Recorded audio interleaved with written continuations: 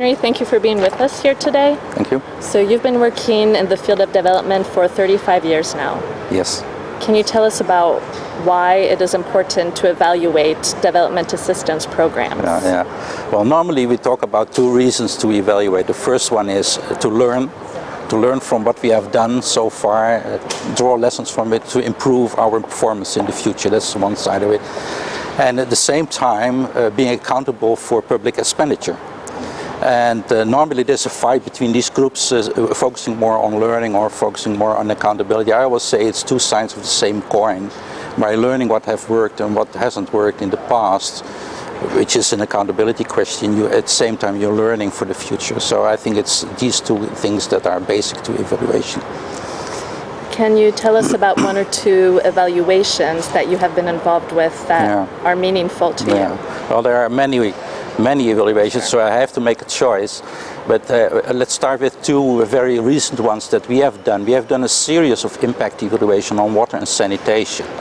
And they were very important because they showed that too much money has went into the hardware side of these programs and too little on the soft side, investing in hygiene, promotion, educating people in how to use water and how to make sure that the water is clean when they use it at home.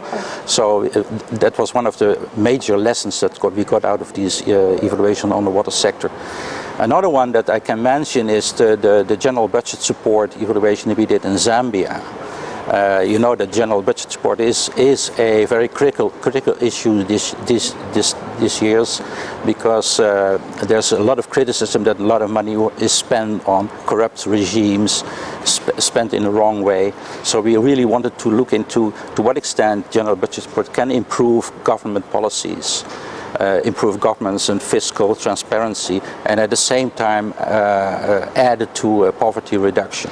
So we went really in depth into what general budget support did in one country, in Zambia, and it shows, which is I think a very important lesson, that general budget support is a very effective instrument as soon as there is a convergence of ideas and policies on the recipient side and on the donor side.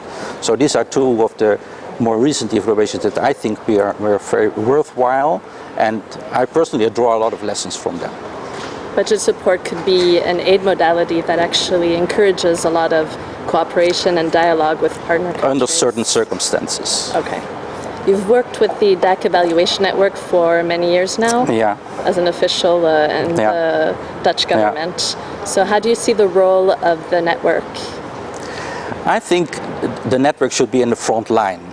I think for us it's very important that the network is there to sort of overview the landscape and the changing landscape, and it is quickly changing now, the development landscape. And I think the network is a very important platform for discussing these changes, exchange ideas and learn from each other. I think it's crucial in that sense, because otherwise you get very isolated from what's going on in other countries. I think the network has an excellent role to play there. Finally, on a final note, how do you see the future of evaluation and upcoming challenges for the field of evaluation? As I said, there's a lot of change coming. What I see, for instance, in the Netherlands, that development cooperation is less and less an instrument on its own.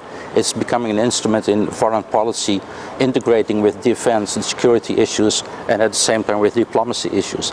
I think what the network and we as a group forming the network should reflect on the different interpretation of what evaluation should be in this changing landscape. It's becoming more complicated, but it's at the same time it's becoming more challenging. Okay, well thank you very much for being with us, Henri. You're welcome.